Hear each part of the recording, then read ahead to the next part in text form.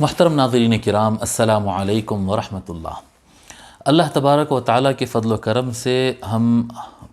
سورہ فاتحہ کے 5 آیتوں کی تشریح اور مختصر تفسیر پڑھ چکے ہیں۔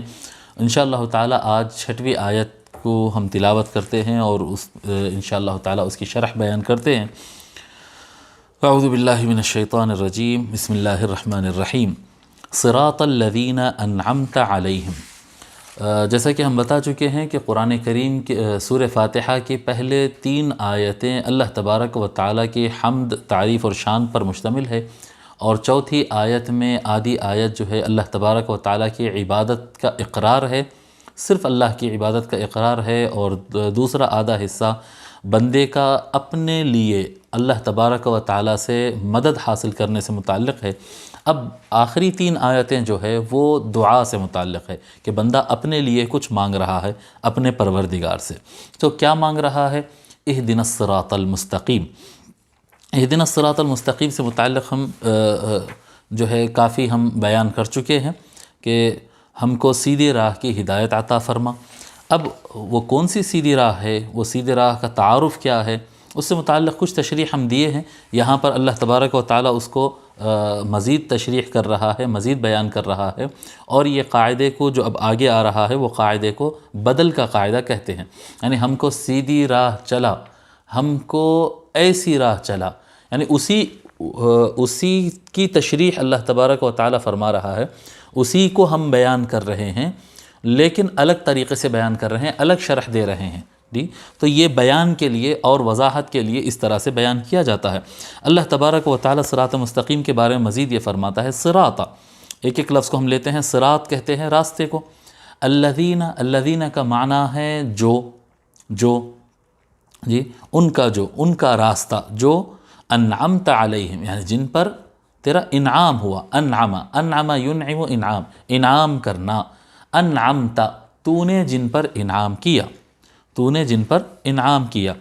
علیہم، ان پر۔ صراط الذین انعم، انعام کیا، تا آپ نے، تو نے انعام کیا، علی پر، ہم ان پر۔ صراط الذین انعمت علیہم، ان پر جس پر تو نے انعام کیا، ان کا راستہ جن پر تو نے انعام کیا۔ بحر العلوم رحمۃ اللہ علیہ اس کا ترجمہ کرتے ہیں، ان لوگوں کا راستہ جن پر تو نے انعام کیا،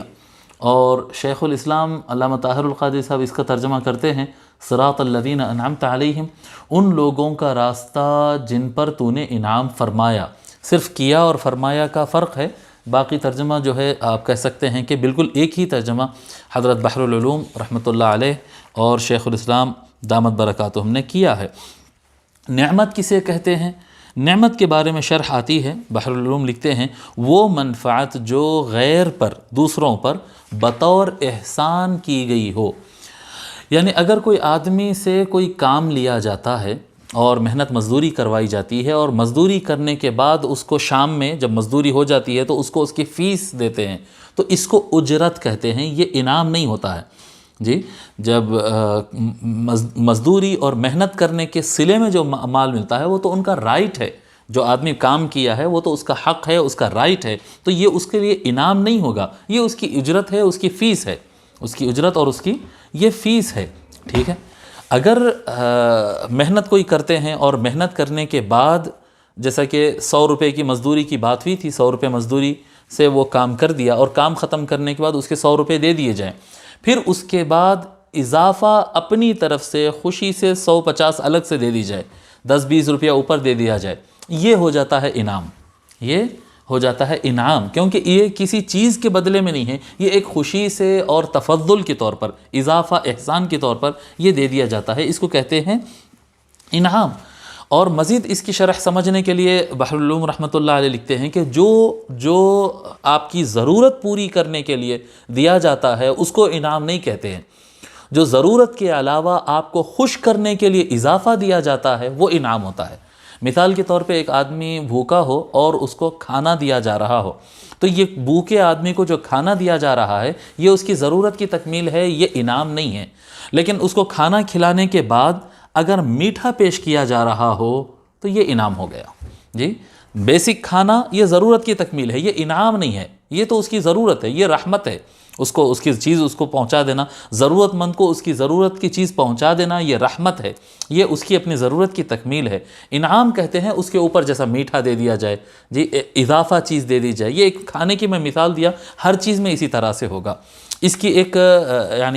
ایک جملے میں بحر العلوم رحمۃ اللہ علیہ اس کی مزید اور تشریح اچھے طریقے سے کر دیتے ہیں کہ جس چیز میں مزہ آتا ہو وہ انعام ہے، جس چیز میں مزہ آتا ہو، آدمی کو جو کیا کہتے ہیں، جیسا بچوں کو جو ہے جلا کر چاکلیٹ دیا جاتا ہے تو یہ بچوں کو انعام کے طور پر دیا جاتا ہے، ان کی ضرورت ان کے نیوٹریشن کے لیے نہیں دیا جاتا ہے، ان کے نیوٹریشن کے لیے تو ان کا دودھ ہوتا ہے اور ان کا چاول ہوتی ہے، چاول ہوتا ہے، روٹی ہوتی ہے، یہ سارے چیزیں ہوتے ہیں، یہ ان کے نیوٹریشن اور ان کی ضرورت کی تکمیل کے لیے کیا جاتا ہے۔ ان کو اسکول روزانہ لے جایا جاتا ہے تاکہ ان کے ذہن کھلیں اور ان کی ترقی ہو اور کیا کہتے ہیں علم میں اضافہ ہو، ان کا فیوچر بنے، اس لیے لے جایا جاتا ہے۔ لیکن کبھی کبھی کیا کہتے ہیں ان کو پہاڑوں کی ٹرپ پر لیا جاتا، کبھی ان کو سمندر کی طرف لے کے چلے جاتے، کبھی ان کو پارک کی طرف لے کے چلے جاتے، چلو ماشاءاللہ بہت اچھا پڑھ لیے، آپ لوگ کا منتھلی ٹیسٹ یا آپ لوگ کا ایگزام میں رزلٹ بڑا اچھا آیا، چلو انعام کے طور پر ہم آپ کو لے جاتے ہیں۔ اس میں بھی تعلیم حاصل ہوتی ہے، اس میں بھی فائدہ ہوتا ہے، اس میں بھی ذہن کھلتا ہے، لیکن وہ ایک ایکسٹرا رہتا ہے اور اس میں مزہ بہت آتا ہے۔ تو جو چیز انسان کے لیے بطور مزے کے اضافہ ہو جائے وہ انعام ہوتا ہے، وہ انعام ہوتا ہے۔ اب یہ جو انعام ہوتا ہے، یہ جو نعمت ہوتی ہے، نعمت کی بحر العلوم رحمۃ اللہ علیہ تقسیم فرماتے ہیں اور سمجھاتے ہیں کہ نعمت کتنے ٹائپ کی ہوتی ہے۔ تو یاد رکھیں یہ بیسک بنیادی طور پر دو طرح کی نعمت ہوتی ہے، ایک دنیاوی نعمت ہوتی ہے جو اس دنیا میں دی جاتی ہے، ایک اخروی نعمت ہوتی ہے جو قیامت کے دن اللہ تبارک و تعالی انعام کے قابل بندوں کو دے گا اللہ تبارک و تعالی۔ تو ایک قیامت کے دن کی نعمت ہے، اب ہم اس کی بات نہیں کرتے، ہم جو دنیا میں ہیں اس نعمت کی ہم بات کرتے ہیں، دنیاوی نعمت۔ دنیا میں نعمتیں دو قسم کی ہوتی ہیں، دنیا میں جو نعمتیں ہوتی ہے وہ دو قسم کی ہوتی ہے۔ ایک نعمت وہ ہوتی ہے جو وہابی ہوتی ہے، وہابی، اس کو ہے کے بعد الف نہیں لگانا، ہے کے بعد الف لگائے تو پھر وہابی ہو جاتا، وہابی نجدی، ادھر پھر وہ ایک الگ لائن بن جاتی، وہ نہیں ہے یہ کیا ہے، یہ وہابی، ہے پر صرف زبر لگانا ہے، ہے پر واو ہے با یا وہابی یہ ہبتن سے ہے، وہبن سے ہے، یہ کہتے ہیں کسی کے مانگے بغیر یا کیا کہتے ہیں کسی کے محنت کیے بغیر اس کو عطا کر دیا جائے، وہابی۔ جیسے ماں باپ کیا کرتے ہیں اپنی زندگی میں کئی مرتبہ ایسا ہوتا ہے کہ اپنی اولاد کو کوئی مکان ان کے نام پہ کر دیتے ہیں، اپنی اولاد کو بولتے چلو یہ بیٹے آپ یہ گھر آپ کے نام پہ کر لو، یہ میں آپ کو دے دیا اپنی زندگی میں۔ انتقال کے بعد جو ملتا ہے وہ تو وراثت ہے، وہ تو شرعی تقسیم ہوگی، اتنا ملے گا اتنا نہیں ملے گا چلے گا، لیکن جو آپ اپنی زندگی میں انسان کر دیتا ہے اور وہ اپنی اولاد کو دے دیتا ہے، یہ وہب ہے۔ حالانکہ کمایا باپ، محنت وہ کیا، پیسہ وہ جمع کیا، ماں باپ جو ہے ایک ایک پائی جوڑ کے وہ اپنا گھر تعمیر کیے اور ساری اولاد میں وہ تقسیم کرنا تھا، لیکن اپنی زندگی میں اپنی خوشی اور اپنی مرضی سے وہ کسی کو دے دیے ہیں تو یہ وہب ہو جاتا ہے، جبکہ وہ اس میں اولاد کی محنت نہیں تھی۔ تو بغیر محنت کے جو چیز مل جاتی ہے اس کو وہبی کہتے ہیں، ٹھیک ہے، وہ وہابی کہتے ہیں۔ اور جو چیز انسان محنت سے کماتا ہے اور کیا کہتے ہیں اس کے اوپر اسٹرگل کرتا ہے، وقت لگاتا ہے، جد و جہد کرتا ہے، اس کے بعد وہ چیز اس کو حاصل ہوتی ہے تو اس کو کہتے ہیں کسب۔ تو ایک ہو گیا وہابی اور ایک ہو گیا کسبی۔ جو انعام بندے کو، جو نعمت اللہ تعالیٰ کی جو نعمت بندہ محنت سے کمائے اس کو کسبی نعمت کہیں گے، اور جو بنا محنت کیے کہ ایسی یوں ہی عطا ہو جائے، والدین کی طرف سے ہو، بزرگوں کی طرف سے ہو، یا کیا کہتے ہیں حکومت کی طرف سے ہو، سب اللہ تعالیٰ کی دی ہوئی نعمتیں رہیں گی جی، تو یہ جو حاصل ہوتی ہے اس کو کسبی کہیں گے، وہبی اور کسبی۔ وہبی دو حصوں میں بٹتی ہے، وہبی نعمت جو ہے وہ دو حصوں میں بٹتی ہے، پھر وہ کیسے؟ ایک روحانی نعمت ہوتی ہے، وہبی نعمت جو بغیر محنت کے جو اللہ تبارک و تعالیٰ کی طرف سے مل جاتی ہے وہ دو حصوں میں بٹتی ہے، وہبی نعمت دو حصوں میں، ایک روحانی ہوتی ہے اور ایک جسمانی ہوتی ہے۔ وہبی جو بغیر محنت کے اللہ تبارک و تعالیٰ دیتا ہے، روحانی جیسا روح کا ملنا، ہم کو ہمارے جسموں کو روح ملا تو اس میں ہم کوئی محنت کر کے روح حاصل کیے کیا جی؟ روحانی جو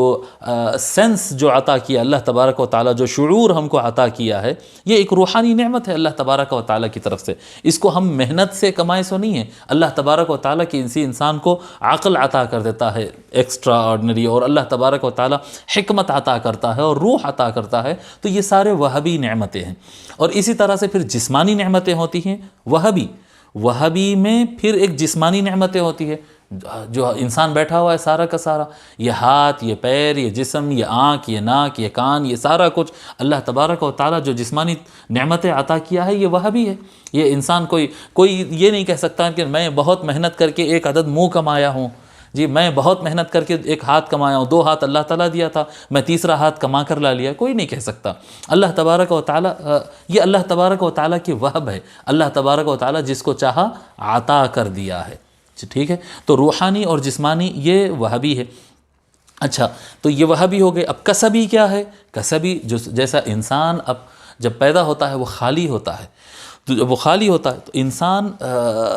محنت کر کے اچھے اخلاق اور اچھے چیزیں سیکھتا ہے، جی محنت کرتا ہے، یہ بھی نعمت ہے۔ اچھے اخلاق بہت بڑی نعمت ہے، لیکن اس کے لیے انسان کو پریکٹس کرنا پڑتا ہے، ضبط نفس کرنا پڑتا ہے، غصے پر کنٹرول کرنا پڑتا ہے، برے ماحول میں برے چیزیں سنتا ہے لیکن ان کو ذہن میں نہیں بٹھانا، جی گالی گلوچ، بے حیائی کی باتوں کو ذہن سے نکالنا اور اچھی باتوں کو شامل کرنا، بڑوں کا ادب کرنا۔ یہ ایسا نہیں ہو سکتا ہے کہ انسان یکایک 2 منٹ میں اچھے اخلاق والا ہو جائے اور 2 منٹ کے بعد جو ہے وہ برے اخلاق والا ہو جائے، ایک ہی انسان دونوں ٹائپ کے اخلاق رکھتا ہو، ایسا نہیں ہوتا ہے۔ ایسا نہیں ہوتا ہے۔ جب انسان یا آدمی برے اخلاق والا ہوتا ہے یا پھر وہ محنت کر کے اپنے اخلاق کو اعلیٰ و ارفع بنا دیتا ہے، تو کسب کے ذریعے وہ اس کو نعمت اخلاق مل جاتی ہے۔ اخلاق بہت بڑی نعمت ہوتی ہے، تو برے عادتوں سے بچنا اور اچھی عادتوں کو اپنانا، اس کی پریکٹس کرنا، اپنی پرسنالٹی کو ڈیولپ کرنا، اس کے لیے بھی محنت لگتی ہے۔ پرسنالٹی کو اپنی ڈیولپ کرنا، اپنا انداز گفتار، اپنے اٹھنے بیٹھنے کا انداز وغیرہ، اس کی سب پریکٹس کرنا پڑتا ہے۔ جب محنت کرتا ہے آدمی تو پھر ایک لیول پر پہنچ جاتا ہے، وہ صرف اس کے آنے اور بیٹھنے کے انداز پہ ہی لوگ کہتے ہیں کہ بھئی ماشاءاللہ کیا پرسنالٹی ہے، کیا شخصیت ہے۔ تو یہ محنت سے آتی ہے، یہ اس کے لیے ٹریننگ کرنا پڑتا ہے، محنت کرنا پڑتا، قربانی دینا پڑتا ہے، تو یہ کسبی ہے۔ تو بہرحال یہ مختلف قسم کی نعمتیں ہیں۔ یہ جو بھی نعمتیں ہیں، چاہے وہ کسبی ہو، چاہے وہ وہبی ہو، چاہے وہ روحانی ہو، چاہے وہ جسمانی ہو، چاہے وہ دنیاوی ہو، چاہے وہ اخروی ہو، جتنے بھی نعمتیں ہیں ساری کی ساری نعمتیں اللہ کی طرف سے ملتی ہیں، اللہ تبارک و تعالیٰ کی طرف سے ہی ملتی ہے، اور اللہ تبارک و تعالیٰ ہی یہ نعمتیں عطا کرتا ہے، کسبی ہو، وہبی ہو، جو بھی نعمت ہو وہ اللہ تبارک و تعالیٰ کی طرف سے ہے۔ اللہ تبارک و تعالیٰ ارشاد فرماتا ہے وَمَا بِكُم مِّن نِّعْمَةٍ فَمِنَ اللَّهِ، اللہ تبارک و تعالیٰ فرماتا ہے تم کو جو بھی نعمت حاصل ہوتی ہے وہ اللہ تبارک و تعالیٰ ہی عطا کرتا ہے۔ اور یہ چیز سمجھ میں آنا اور یہ چیز کو انسان مان لینا، اس پر ایمان رکھنا، یہ سب سے بڑی نعمت ہے۔ جو بھی نعمت مل رہی ہے وہ اللہ تبارک و تعالیٰ سے ہی مل رہی ہے، یہ ایمان رہنا، اس پر ایمان رہنا، یہ سب سے بڑی نعمت ہے۔ اگر کوئی انسان اس چیز پر ایمان نہیں رکھتا، جیسا دہریہ لوگ ہوتے ہیں یا مشرکین ہوتے ہیں، وہ نہیں مانتے، وہ کہتے ہیں کہ بھئی فلاں چیز فلاں بھگوان نے دیا، فلاں چیز فلاں بھگوان نے دیا، یا پھر جو دہریہ، ملحد، ایتھسٹ جو ہوتے ہیں وہ لوگ بولتے ہیں کہ یہ تو میں اپنی محنت سے کمایا۔ اگر کوئی انسان اس طرح سے کسی اور یہ نعمتوں کو دینے والا کسی اور کو مان لیتا ہے، اس کا ایمان خراب ہو جاتا ہے، یا پھر وہ اپنی محنت پہ کمایا اور میری ہے یہ، اللہ تعالیٰ تو کچھ نہیں دیا، میں کر لیا سب کچھ، اگر کوئی اس طرح سے اگر سمجھتا ہے تو پھر کوئی نعمت نہیں رہتی ہے، ہر نعمت نقمت بن جاتی ہے۔ نقمت یہ نون، قاف، میم اور گولتے عربی میں ہوتا ہے، اردو میں آپ کریں گے تو اس کو جو ہے بڑی تے میں لکھیں گے آپ، نقمت۔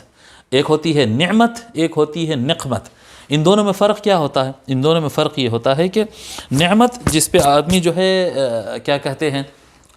وہ حاصل ہوتی ہے، اس کو لذت آتی ہے، اس کو خوشی ملتی ہے، جی۔ اور دوسری چیز ہوتی ہے نقمت کہتے ہیں جس سے بہت خوشی ملنے کے امکان سے سوچ کے کہ یہ چیز سوچ کے لیتے، ارے بھائی ان کو بلا لو بڑا مزہ آ جائے گا، یا یہ چیز خرید لو بڑا اچھا لگ جائے گا، لیکن خریدنے کے بعد وہ وبال جان بن جاتی ہے۔ جیسے ایک ایگزامپل کے طور پہ میں بتاتا ہوں، جیسا ایک آدمی جو ہے شو روم سے کار خریدنے کی بجائے وہ کیا کرتا ہے، سیکنڈ ہینڈ کار خرید لیتا ہے، اور سیکنڈ ہینڈ کار خرید کے وہ یہ سوچتا ہے کہ دیکھو میں اگر شو روم کی طرف جاتا تو جو ہے وہ میرے کو 10 لاکھ میں پڑتی تھی، اور یہ میں سیکنڈ ہینڈ 5 لاکھ میں لے لیا، بالکل دکھنے میں ویسی ہے، اچھی کنڈیشن میں ہے اور زبردست ہے، اور میں اس کو لے لوں گا اور مزہ کر لوں گا، واہ واہ واہ واہ، بہت خوشی خوشی وہ لا لیا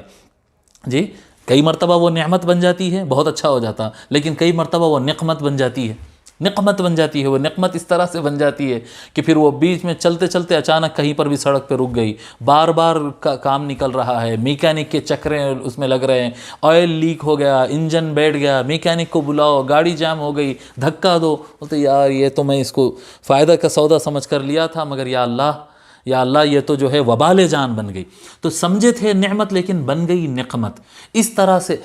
اگر کوئی بندہ اللہ تبارک و تعالی یعنی جو بھی نعمت مل رہی ہے یہ اللہ کی طرف سے ہے، اگر یہ مان رہا ہے تو وہ نعمت ہے، اور اگر نہیں مانے تو وہ چاہے کتنی بھی بڑی نعمت نظر آئے وہ آخر میں نقمت بن جاتی ہے اور وہ وبال جان بن جاتی ہے۔ فار ایگزامپل قرآن کریم میں اللہ تبارک و تعالی قارون کا ذکر کیا جی، اور قارون کے مثال دے کر، قارون جو موسیٰ علیہ السلام کے زمانے کا ایک شخص تھا جو بہت بڑا کیپٹلسٹ تھا اور بہت بڑا مالدار تھا، اتنا بڑا مالدار تھا کہ کیا کہتے ہیں قرآن کریم میں اللہ تعالیٰ فرماتا ہے ما ان مفاتیحہ لتنوء بالعصبۃ اولي القوۃ منہم،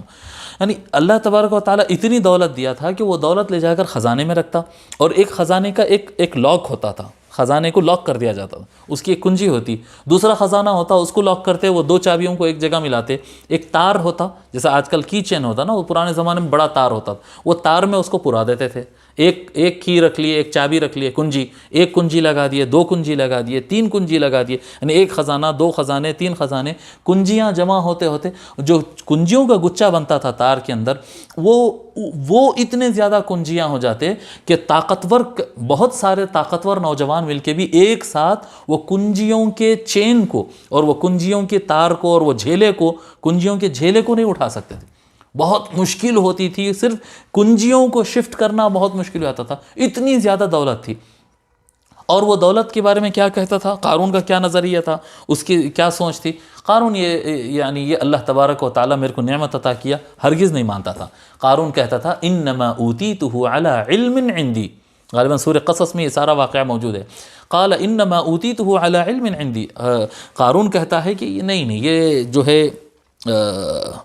کیا کہتے ہیں، یہ تو میں اپنی محنت سے کمایا ہوں صاحب، یہ جو ہے میرا علم ہے، اوتیت علی علم عندی، یہ میری صلاحیت تھی، یہ میری پالیسی تھی، یہ میرا علم تھا، یہ میری نالج تھی، بزنس کے اوپر یہ میری اپنی اسٹڈی تھی، اور میں اپنی محنت سے کمایا ہوں، اس میں کسی کا کچھ نہیں ہے، میں کیا ہوں میں۔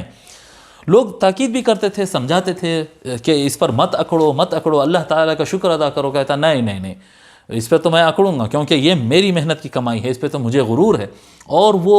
یعنی نعمت، دیکھیں پیسہ بہت بڑی نعمت ہے، پیسے کو ایزی نہیں لینا، پیسہ کوئی حقیر چیز نہیں ہے، پیسہ بہت طاقتور چیز ہے، پیسہ بہت اللہ تبارک و تعالیٰ کی بہت بڑی نعمت ہے، مگر یہ نعمت اللہ نے عطا کیا جب ایمان رکھتا ہے جی، ماشاء اللہ لا قوت الا باللہ، جب بندہ کہتا ہے کہ اللہ تبارک و تعالیٰ نے یہ عطا کیا ہے اور اللہ تعالیٰ کی مرضی ہے اور اس کا شکر ہے، جب کہتا ہے تو وہ نعمت تھی۔ لیکن جب قارون نے کہا کہ نہیں یہ تو میں کمایا ہوں، یہ میری محنت ہے، یعنی نعمت کی نسبت اللہ کی طرف نہیں کیا، نعمت کی نسبت خود کی طرف کیا، فخسفنا به وبداره الارض، اللہ تبارک و تعالیٰ فرماتا ہے کہ ہم اس کو اور اس کے گھر کو زمین میں ہم دھسا دیے۔ یہ ایک عبرت کے لیے، ایک لیسن کے لیے، سبق کے لیے اللہ تبارک و تعالیٰ قرآن میں بیان کر دیا، ورنہ عام طور پر اس طرح سے جو کیا کہتے ہیں، اس طرح سے اللہ کی نعمتوں کو جو اللہ کی طرف منسوب نہیں کرتے اور اپنا ایمان اللہ پر نہیں رکھتے کہ یہ نعمت اللہ نے دیا ہے، اللہ تبارک و تعالیٰ عام طور پر ان کو سزا تو قیامت کے دن دیتا ہے۔ لیکن ایک عبرت کا نشان اللہ تبارک و تعالیٰ قارون کو بنایا، اس کو زمین کے اندر دھسا دیا کہ مسئلہ کیا تھا، لیکن نعمت اس کے لیے کیا ہو گئی، نعمت اس کے لیے نقمت ہو گئی، اس کی ہلاکت کا باعث ہو گیا۔ وجہ کیا تھا؟ بس وجہ کیا تھی؟ وجہ صرف یہی تھی کہ وہ اس نعمت کو اللہ کی دی ہوئی نعمت نہیں مانتا تھا، وہ اپنی مانتا تھا، اپنی محنت سے کمائی ہوئی نعمت مانتا تھا اور کہتا تھا کہ یہ میری صلاحیت ہے، یہ میری قابلیت کی بنیاد پر میں حاصل کیا۔ تو ہر نعمت جی، وہ آنکھ ناک کی نعمت ہو، وہ جسم کی نعمت ہو، وہ روح کی روحانی نعمت ہو، وہ کسبی نعمت ہو، وہ وہبی نعمت ہو، وہ دنیاوی نعمت ہو، وہ آخری نعمت ہو، ہر نعمت کو یہ ایمان رکھنا کہ وہ اللہ تبارک و تعالیٰ کی ہی عطا کردہ ہے، اللہ تبارک و تعالیٰ کی عطا کردہ ہے، یہ ایمان رکھنا لازم ہے، ٹھیک ہے۔ تو سب سے بڑی نعمت ایمان ہے، اس کو ماننے سے باقی نعمتیں رہتی ہے، اور اگر وہ ایمان کی نعمت اگر چلے جائے تو پھر نعمتیں نقمتیں ہو جاتی ہیں، ٹھیک ہے۔ الذین انعمت علیہم، جن پر تو نے انعام کیا، یہ کون لوگ ہے صاحب، یہ کون لوگ ہے؟ اللہ تبارک و تعالیٰ بیان فرماتا ہے اولئک مع الذین انعم اللہ علیہم من النبیین والصدیقین والشہداء والصالحین وحسن اولئک رفیقا۔ یہ جو آیت ہے اس کا میں پہلے بیک گراؤنڈ بتا دیتا ہوں۔ بیک گراؤنڈ کیا ہے کہ حضرت ثوبان رضی اللہ تعالیٰ عنہ، جہاں تک مجھے یاد آ رہا ہے، حضرت ثوبان رضی اللہ تعالیٰ عنہ یہ حضور صلی اللہ علیہ وآلہ وسلم کی بڑی خدمت کرتے، اور حضور صلی اللہ علیہ وآلہ وسلم کو بہت زیادہ چاہنے والے صحابی تھے، حضور کے خاص آدمی تھے، بہت زیادہ چاہنے والے۔ تو وہ جو ہے ایک مرتبہ بیمار پڑ گئے تھے، رو رو کر اتنا روئے، بیمار پڑ گئے، چہرہ پیلا پڑ گیا، اور حضور صلی اللہ علیہ وسلم کے پاس حاضر ہوئے۔ آقا صلی اللہ علیہ وسلم ان کے چہرہ دیکھ کر بولتے ثوبان کیا ہوا، سب خیر تو ہے، چہرہ زرد پڑ گیا اور رو رہے ہیں آپ؟ تو عرض کرتے یا رسول اللہ میں سوچتا ہوں کہ آج کے اس دنیا میں ہم جو ہے آپ کی خدمت میں رہتے، صبح شام آپ کو دیکھتے ہیں، آپ کی دیدار، اگر کچھ دیر کے لیے بھی اگر آپ کا چہرہ مبارک نظر نہیں آیا، ایک دن بھی آپ سے ملاقات نہیں ہوئی، تو طبیعت خراب ہو جاتی ہے، رونا آ جاتا ہے، کھانا نہیں کھایا جاتا، بہرحال طبیعت برابر نہیں رہتی ہے۔ یا رسول اللہ سوچتا ہوں میں کل قیامت کے دن تو آپ کا درجہ تو بہت اونچا ہے، آپ جو ہے جنت میں ہوں گے، اور جو ہے اعلی العلیین میں ہوں گے، سب سے اونچے درجات پہ، اور آپ کا مقام بہت بڑا ہوگا، اور اگر ہم جنت میں داخل بھی اگر ہو جائیں تو پھر ہماری حیثیت کیا اور ہماری منزلت کیا؟ جنت میں بھی رہیں گے تو آپ کدھر ہوں گے اور ہم کدھر ہوں گے؟ سوچتا ہوں کہ اگر جنت میں جانے کے باوجود یہ حور و قصور اور غلمان اور ندیاں اور پیلسز یہ سب مل جائیں، لیکن اگر آپ کو نہیں دیکھ سکوں گا تو یا رسول اللہ میں کیسے رہ سکوں گا؟ یہ سوچ کر میری جان جا رہی ہے۔ تو یہ دیکھیے آپ، یہ حضور صلی اللہ علیہ وآلہ وسلم سے محبت، اور یہ آقا صلی اللہ علیہ وسلم سے عشق، اور یہ ان کا گہرا تعلق کہ ان کو یہ فکر نہیں ہو رہی جنت میں جاؤں گا تو بڑی ندیاں مل جائیں گی، جنت میں جاؤں گا تو بڑے حوری مل جائیں گی، جنت میں جاؤں گا تو بڑے پیلسز مل جائیں گے، یہ فکر نہیں ہے ان کو۔ جنت میں جانے کے بعد رسول اللہ کا دیدار اگر نہیں ہو سکا، اور سرکار سے ملاقاتیں نہیں ہو سکی، ان کی سنگت اگر نہیں مل سکی، تو میرا کیسا ہوگا، کیا کروں گا میں جنت میں رہ کر؟ یہ سوچ کر ان کا حال برا ہو رہا تھا، اور ان کی طبیعت خراب ہو رہی تھی۔ اللہ تبارک و تعالیٰ یہ آیت نازل فرمایا اولئک مع الذین انعم اللہ علیہم من النبیین والصدیقین والشہداء والصالحین۔ سو ایسے لوگ جو دنیا میں رہتے پر اللہ کے رسول صلی اللہ علیہ وسلم سے محبت کرتے ہیں، اللہ تبارک و تعالیٰ کے اولیاء سے محبت کرتے ہیں، شہیدوں سے محبت کرتے ہیں، جی ایسے لوگوں کے لیے جو ہے معاملہ یہ ہوگا کہ قیامت کے دن یہ لوگ اولئک، یہ وہ لوگ، اولئک مع الذین انعم اللہ علیہم، یہ ان کے ساتھ رہیں گے جو انعام یافتہ ہوں گے، جن پر اللہ تبارک و تعالیٰ نے انعام کیا۔ وہ کون لوگ ہوں گے؟ وہ من النبیین، اب اس کو ایکسپلین کر رہا اللہ تبارک و تعالیٰ، وہ انبیاء ہوں گے، وہ صدیقین ہوں گے، وہ شہداء ہوں گے، اور وہ صالحین ہوں گے۔ جی انبیاء تو جتنے نبی ہیں سارے کے سارے انبیاء، سارے کے سارے انبیاء کا یہاں پر ذکر ہے۔ کیٹیگریز ہوتے ہیں، انبیاء میں بھی کیٹیگریز ہوتے ہیں، صدیقین میں بھی کیٹیگریز ہوتے ہیں، صالحین میں، شہداء میں، ہر کسی کی کیٹیگریز بنتے ہیں۔ ابھی ہم یہاں پر کیٹیگریز تو نہیں بیان کر سکتے، ڈیٹیل زیادہ ہو جائے گی۔ جی انبیاء، سارے کے سارے انبیاء کا جو درجہ ہوگا، جو لوگ نبیوں سے ٹوٹ کر محبت کرتے ہیں، وہ ان کی کیا کہتے ہیں، ان کا قیامت کے دن جو ہے جنت میں حشر ہوگا، جنت میں ان کو بھیجا جائے گا، تو وہ انبیاء کی سنگت میں رہنے کا ان کو موقع حاصل ہوگا۔ جو صدیقیت جو ہے یہ ولایت کے سب سے اعلیٰ ترین مراتب میں سے، ولایت کی اعلیٰ ترین مراتب میں صدیقین کا درجہ آتا ہے۔ تو یہ جو صدیقین سے محبت کرتا ہے تو ان کی سنگت میں رہے گا، جو شہداء سے محبت کرتا ہے وہ ان کی سنگت میں رہے گا۔ یہ سب ولایت کے درجے ہیں، یہ صدیقین، شہداء اور صالحین کہہ کے اللہ تبارک و تعالیٰ سارے نیکوکار اور سارے اہل اللہ اور اچھے لوگ کو جو ہے وہ اس میں شامل کر لیا، ایک بڑا سرکل کھینچ کر اللہ تبارک و تعالیٰ یہ بیان کر دیا ہے۔ تو یہ جو ہے انعام یافتہ لوگ کی لسٹ ہے۔ یہاں پر امام جلال الدین سیوطی رحمۃ اللہ علیہ کی الدر المنثور میرے سامنے ہے، اس میں حضرت عبداللہ ابن عباس کا ایک قول ہے۔ عبداللہ ابن عباس اس میں ایک کیٹیگری اور ایڈ کرتے ہیں، اور اس میں اس کی لاجک بھی بتاتے ہیں۔ وہ حضرت عبداللہ ابن عباس رضی اللہ تعالیٰ عنہ فرماتے ہیں صراط الذین انعمت علیہم یقول طریق من انعمت علیہم من الملائکۃ والنبیین والصدیقین والشہداء والصالحین. جی صراط الذین انعمت علیہم، انعام یا جن پر کیا ہے، تو نے جن پر انعام کیا ان کا راستہ. اس کا مطلب یہ ہے کہ یہ ان کا راستہ ہے جن پر تو نے انعام کیا فرشتوں میں سے، انبیاء میں سے، صدیقین میں سے، شہداء میں سے اور صالحین. قرآن کریم میں 4 کیٹیگریز ہے. حضرت عبداللہ ابن عباس رضی اللہ تعالیٰ عنہ 5ویں کیٹیگریز میں اضافہ کرتے ہیں اور فرماتے ہیں کیوں کہہ رہے ہیں وہ اس طرح سے، الذین اطاعوک وعبدوک. اس میں لاجک یہ بتاتے ہیں کہ یہ انعام یافتہ بندے کون ہیں؟ یہ وہ لوگ ہیں جو آپ کے اللہ کی عبادت کیے ہیں اور اللہ تبارک و تعالیٰ کی مکمل فرما برداری کیے ہیں. اللہ تبارک و تعالیٰ کو سجدے کیے ہیں، اس کی تحمید بیان کیے ہیں، اللہ تبارک و تعالیٰ نے جو کہا اس پر عمل کیے. تو اطاعت کے اعتبار سے حضرت عبداللہ ابن عباس رضی اللہ تعالیٰ عنہ اس کیٹیگری میں جو ہے ایک نام اور ایڈ کر کے بتاتے ہیں کہ ملائکہ بھی اس کے اندر شامل ہے اطاعت کی بنیاد پر. تو اب بتانا یہ ہے، یعنی یہ حضرت عبداللہ ابن عباس رضی اللہ تعالیٰ عنہ کی یہ تفسیر سے جو ہم در المنثور میں سے لیے ہیں، اس سے ایک چیز، ایک لاجک اس کے اندر یہ ملتی ہے کہ انعام یافتہ بندے وہ ہوتے ہیں جو اللہ کی عبادت کرتے ہیں اور باعمل بندے ہوتے ہیں. باعمل بندے ہوتے ہیں.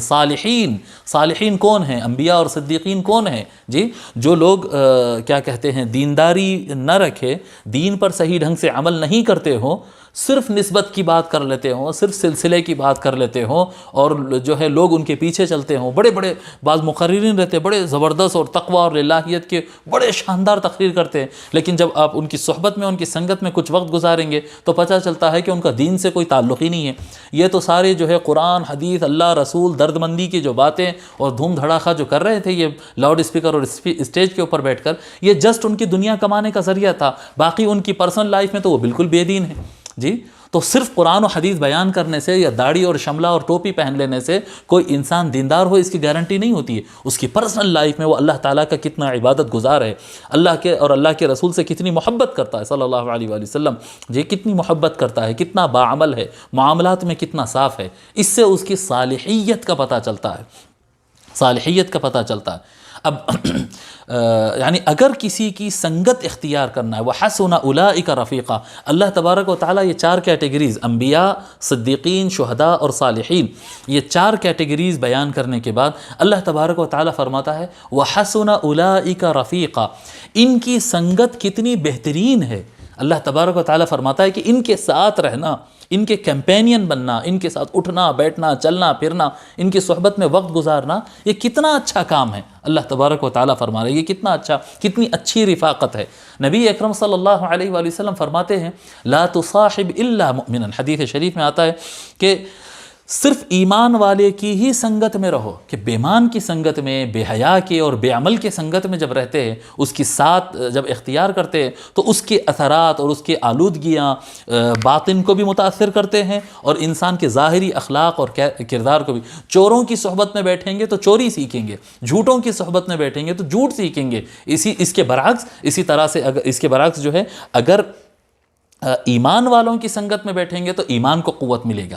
جی اللہ سے محبت اور اللہ کے رسول سے محبت کرنے والوں کی، اولیاء کی محبت کرنے والوں کی صحبت میں اگر بیٹھیں گے تو انہی کا کردار لیں گے، وہی چیزیں قلب کے اندر آئیں گی. نمازیوں کے ساتھ بیٹھیں گے تو نماز کے پابند بنیں گے. جی درود شریف کثرت سے پڑھنے والوں کے ساتھ بیٹھیں گے تو درود پڑھیں گے، ذکر کرنے والوں کے ساتھ بیٹھیں گے تو ذکر. تو سنگت کس کی اختیار کرنا، تو فرماتا ہے اللہ تبارک و تعالیٰ 4 کیٹیگریز بیان کر کے کہ ان کی سنگت میں رہنا بہت بہترین سنگت ہے. ٹھیک ہے، بہت بہترین سنگت ہے. اب سیدی جو ہے بحر العلوم رحمۃ اللہ علیہ فرماتے ہیں کہ رسول اکرم صلی اللہ علیہ وآلہ وسلم نے تو یہ فرمایا ہے کہ لا نبی بعدی، اب میرے بعد تو کوئی نبی نہیں. یعنی صحابہ کرام رضی اللہ عنہم وہ آخری لوگ تھے جو کسی نبی کی سنگت میں رہے ہیں. موسیٰ علیہ السلام کی سنگت میں لوگ تھے، حضرت عیسیٰ علیہ السلام کے حواریین تھے، ان کے ساتھ میں رہتے تھے. ہر نبی کے ساتھ کچھ خواص ان کے رہتے تھے اور ان کے وہ صحبتوں سے فیض اٹھائے اور وہ مالا مال ہوئے، وہ صحبتوں سے وہ ان کو انعام ملا. لیکن نبی اکرم صلی اللہ علیہ وآلہ وسلم کے تشریف لانے کے بعد تو اب کوئی نبی نہیں آنے والے، لا نبی بعدی، میرے بعد کوئی نبی آنے والی. تو اب جو ہے صدیقین، شہداء اور صالحین، یہ کیٹیگریز کی سنگت اس دنیا میں ابھی ممکن ہے. آقا صلی اللہ علیہ وآلہ وسلم کی صحبت بھی ہو سکتی ہے قیامت کے دن جنت میں، اگر ویسا عشق ہو تو اللہ تبارک و تعالیٰ قیامت میں ان کے ساتھ رکھ دے گا، ان سے ملنے کا، ان کے قدموں میں جگہ عطا فرما دے گا، یہ اللہ تبارک و تعالیٰ کا وعدہ ہے، یہ اخروی انعام، قیامت کے انعامات میں سے۔ لیکن دنیا کے اندر ہم کیا حاصل کر سکتے ہیں؟ دنیا کے اندر جو ہے ہم صدیقین کی صحبت میں رہ سکتے ہیں، شہداء کی صحبت میں رہ سکتے ہیں، اور صالحین کی صحبت ہم اختیار کر سکتے ہیں۔ سیدی بحر العلوم رحمۃ اللہ علیہ فرماتے ہیں کہ اگر کوئی آدمی کسی کا مرید ہونا چاہتا ہو، کہ شیخ چن رہا ہو اور مرید ہونا ہے، تو کم از کم اس کو اتنا یقین ہو جائے کہ یہ شخص جو ہے صالحین میں شامل ہے، صالحین میں، نیک وکار لوگوں میں، کہ اس کا قلب صاف ہے، اس کا کردار صاف ہے، اس کی گفتار صاف ہے، اس کا صبح شام کا عمل اچھا ہے، یہ نمازی ہے، روزدار ہے، ان کی سنگت میں بیٹھنے سے اللہ یاد آتا ہے، ان کی سنگت میں بیٹھنے سے ایمان کو قوت عطا ہوتی ہے، عمل کرنے کا شوق ہوتا ہے، جی ایسے افراد، یعنی کم از کم وہ صالحین کے اندر آ جائے، تو جس آدمی کو وہ صالحین میں سمجھتا ہو اسی کا مرید ہو، جس کو صالحین میں سمجھتا ہو اسی کا مرید ہو۔ ایسا نہیں ہونا چاہیے، یعنی معاذ اللہ، یعنی ہم خود بھی آج دیکھتے ہیں کہ گروپ بندیوں کے اعتبار سے مرید ہوتے ہیں لوگ، جی وہ خانخواہ کا مرید ہوا، یہ سلسلے کا مرید ہوا، وہ گروپ کا مرید ہے، میں یہ مرشد کا گینگ میں ہوں، وہ مرشد، انا للہ و انا الیہ راجعون۔ یہ اپنے گروپ بندیاں بنانے کے لیے نہیں ہوتی ہے یہ چیزیں۔ یعنی میں آپ کو بتا رہا ہوں کہ ہندوستان میں، یہ ہمارے علاقے کا، ساؤتھ کے علاقے کی بات نہیں ہے، کسی اور علاقے کی بات ہے۔ ایک مرتبہ ایک مرید آئے میرے پاس، اور وہ میں کسی سفر پر تھا پروگرامز میں، تو آ کے کہنے لگے کہ حضرت جو ہے ہم ہمارے شیخ کے مرید ہو گئے، میری فیملی، ہم لوگ سب جو ہے مرید ہو گئے، لیکن میں بہت دن سے پریشان ہوں، میں کیا کروں، میرے مرشد کو لے کے میں پریشان ہوں۔ انا للہ، میں بتا رہا ہوں کتنا یعنی لوگ نہیں سمجھے ہیں پیری مریدی کو، اور کیسے گڑھے میں گر گئے، وہ گڑھے کی مثال دے رہا ہوں میں،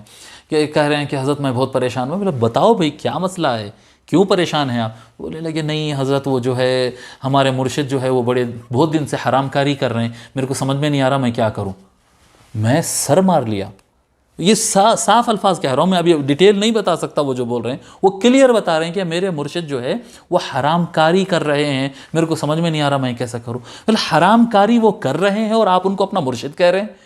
یہ کیسا مرشد ہو گیا؟ انا للہ و انا الیہ راجعون۔ کوئی آدمی ہاتھ میں ہاتھ دینے سے مرشد ہو جائے، یا وہ باپ دادا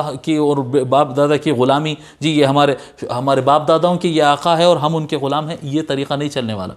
تقویٰ ہونا چاہیے، للہیت ہونا چاہیے، عمل ہونا چاہیے، اللہ رسول کی محبت ہونا چاہیے۔ بتا رہے ہیں نا حضرت عبدالقدیر رحمۃ اللہ علیہ بحر العلوم فرماتے ہیں، اسی طرح انسان اپنے پیر و مرشد کو کم سے کم صالحین میں سے جان کر مرید ہوتا ہے، جب دیکھتا ہے کہ یہ آدمی صالحین میں سے ہے، یہ نیک ہے، متقی ہے، للہیت ہے اس کے اندر، اور یہ اللہ کی راہ میں چلتا ہے اور ہم کو لے کر چلے گا، اس کی امید ہوتی ہے، تبھی جا کر اس کے مرید ہونا ہوتا ہے۔ صالحین، کم از کم صالحین کے درجے میں ہو تو اس کے مرید ہونا ہے، ورنہ مرید ہونے کی ضرورت نہیں ہے۔ تو لہذا انعمت علیہم سے وہ بھی مقصود ہوتا ہے، یعنی صالحیت مقصود ہوتا ہے، صالحیت۔ ایسے ہی افراد کی صحبت اختیار کرنا اور انہی کے راستے پر چلنے کی کوشش کرنا ہے۔ اس کی مزید تشریحات ہے لیکن ہم اتنے پر اکتفا کرتے ہیں۔